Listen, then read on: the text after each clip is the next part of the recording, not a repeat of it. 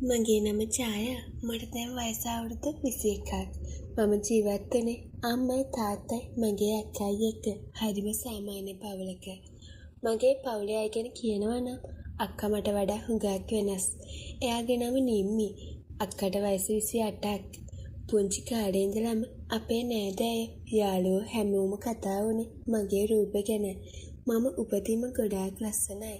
මට තිබුණේ රත්තරන් පාටට හුරු ලස්සන පැහැපත් හමක්. මගේ ඇස්, මගේ කොණ්ඩේ, මගේ ඇඟේ හැඩේ මේ හැමදේම හරියට වැව්වා වගේ ලස්සනට පිහිටලා තිබුණා. ඉස්කෝලේ යන කාලේ ඉඳලම කොල්ලන්ගේ ඇස් තිබුණේ මගේ දිහා. ඒත් අක්කා ගොඩාක් ලස්සන කෙනෙක් නෙවෙයි. එයා පාටින් ටිකක් කළුයි. එයාගේ මූණ මගේ වගේ ආකර්ෂණයක් තිබුණේ නෑ. හැබැයි අක්කා හරීම ගුණයහපත්. හිත හොඳයි.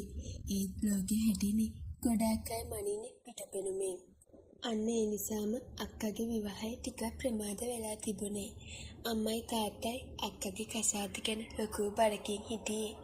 අනේ මන්දා මේ කෙල්ලට හරි හැමෝම තැනකින් කතා කරන්නේ නෑනේ. වයසත් යනවා කියලා අම්මා නිතරම තාත්තා එක්ක දුක් වුණා. මට වෙලාවකට අක්කා ගැන පව් කියලාත් හිතුණා.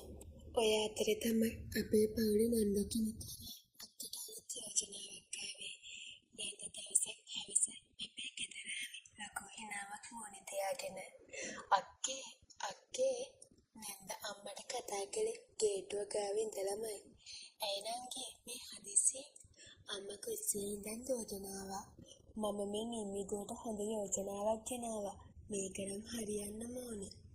කොල්ල රත්තරන් බඩු බිස්නස් කරන්නේ ලොකු සල්ලිකාර පවුලක්. ගෙවල් දොරවල් යාන වාහන හැමදේම තියෙනවා. අම්මගේ මූණේ මල් පිපුණා වගේ. අනේ ඇත්තමද නංගියේ ඒත් එයාලා අපේ නිම්මිට කැමති වේද? අම්මා පොඩි සැකයකින් ඇහුවා. අපි බලමුකෝ. කොල්ල හරීම හොඳ පාටයි. එයාලා ලබන ඉරිදා එනවා කිව්වා මනමාලිව බලන්න. ඉතින් එයාලා එන දවසේ හැමදේම ලෑස්ති කරලා තිබුණේ. අම්මයි තාත්තයි ණය වෙලා හරි මේ වැඩේ හොඳට කරන්න ඕනේ කියලා ගෙදරත් පොඩ්ඩක් පිළිවෙල කළා. අක්කව සැලෝන් එක්කලා ගිහින් පුළුවන් තරම් ලස්සන කළා. එදා මමත් ලානිල් පාට ගවුමක් ඇඳලා හරිම ලස්සනට හිටියේ. මනමාලයාගේ වාහනේ ගේට්ටුවෙන් ඇතුල් වෙනකොට අපිට තේරුණා මේක නිකම් පවුලක් නෙවෙයි කියලා. ලොකු කාර් එකක්. වාහනෙන් බැස්ස මනමාලයා දැක්කට පස්සේ මගේ ඇස් උඩ ගියා. එයාගේ නම සමීර. එයා ඒ තරම්ම ලස්සනයි. මම හිතුවේ නෑ අක්කා වගේ කෙනෙක් බලන්න මෙච්චර කෙටිවසම් පිරිමියෙක්ගේ කියලා.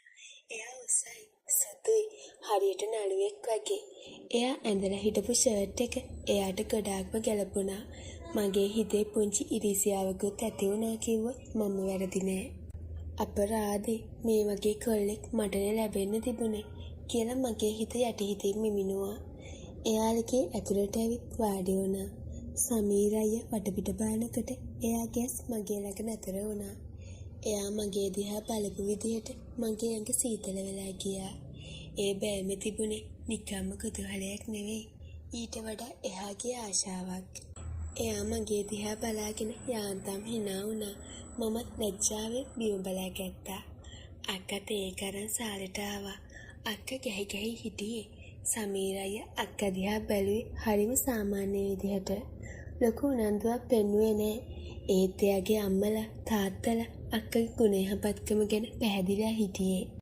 පුදුම කියන්නේ ටික වෙලාවක් කතා බහ කර කර ඉඳලා එයාලා යන්න ලෑස්ති වුණාම සමීර අයියා අක්කට කැමති වුණා.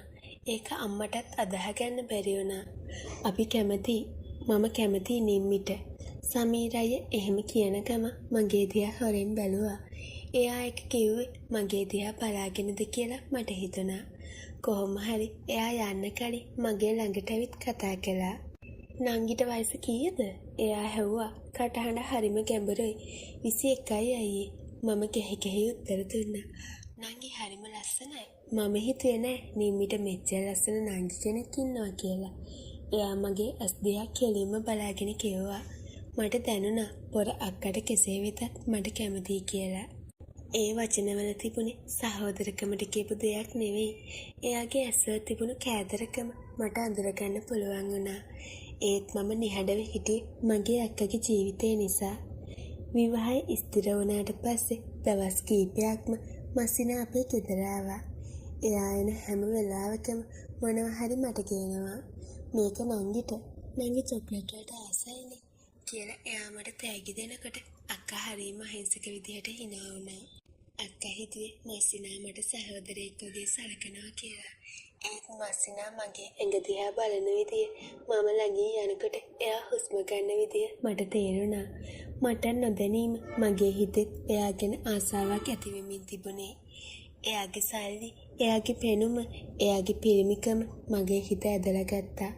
මාස 3කට පස්සේ අක්කයි සමීරයි බැන්දා. ලොකු හෝටලයක වෙඩින් එක ගත්තේ. මම තමයි දෙවනි මනමාලි. එදා මම ඇඳේ රතු පාට සාරියක්. එදා නම් සමීර අයියා අක්කා දිහාට වඩා බැලුවේ මගේ දිහා. ෆොටෝ ගන්නකොට එයා හිටියේ මගේ ඇඟේ ගෑවි නොගෑවි.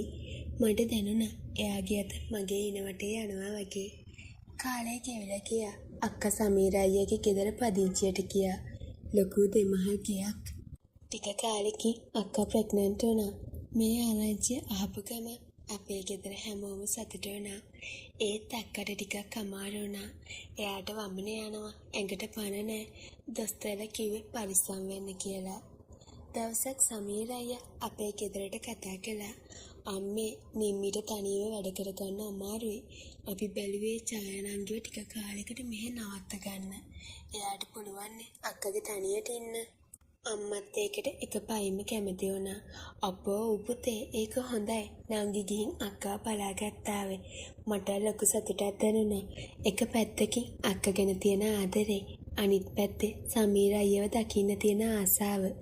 ඉතින් විවාහයෙන් පස්සේ මම අක්කලගේ ගෙදර නතර වුණා. ඒ ගෙදර හරිම ලස්සනයි. මට වෙනම කාමරයක් ලැබුණා. අක්කා දවසම වගේ හිටියේ කාමරයට වෙලා. මම තමයි ගෙදර උයන පිහන වැඩ කළේ. අස්පස් කරන වැඩ කළේ. සමීර අයියා උදේට වැඩට යනවා. හවසට එනවා. එයා ගෙදර එනකම් මම නොයොසිල්ලෙන් බලන් හිටියා. එයා ආවම මම තමයි එයාට තේ එක හදලා දෙන්නේ. අක්කා නිදි අතරේ අපි දෙන්න සාලේ ඉඳන් ටීවී බලුවා. ටිකෙන් ටික අපේ කතා බහ වැඩි වුණා. නංගි වෙන කෑම හරිම රසයි.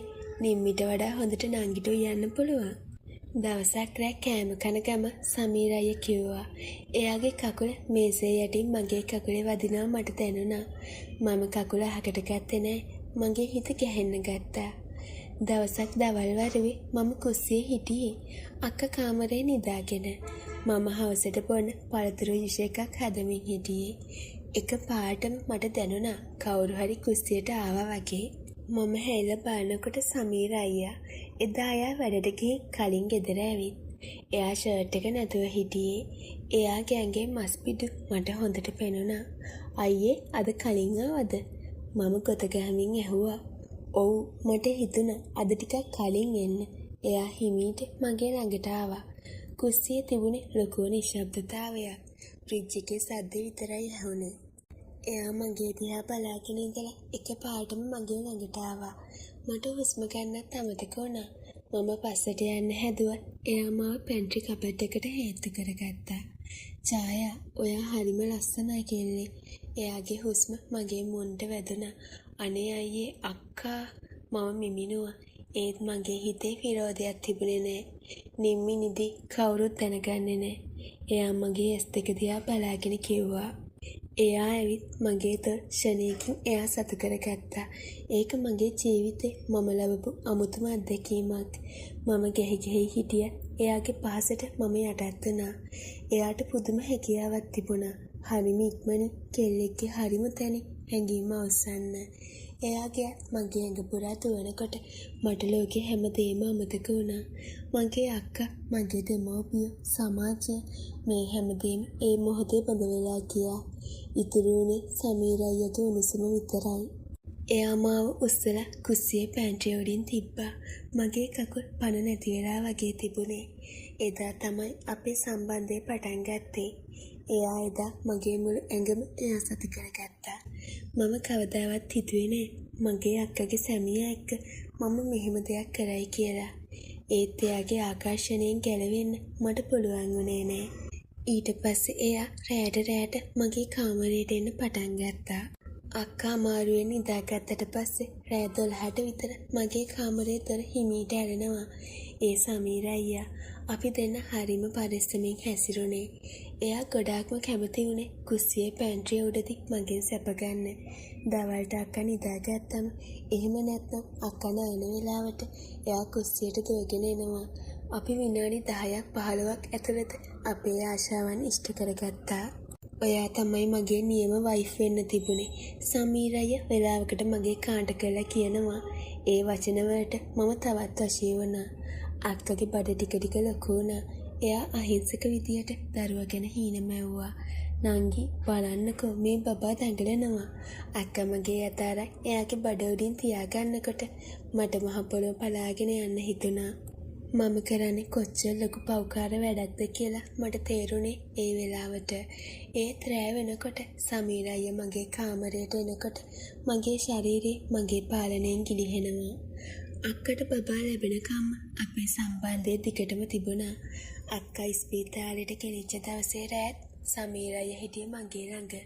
එදා අයියා වෙනදාටත් වඩා ආවේගශීලී වුණා. පහවදා උදේ අක්කට දුවෙක් ලැබුණා.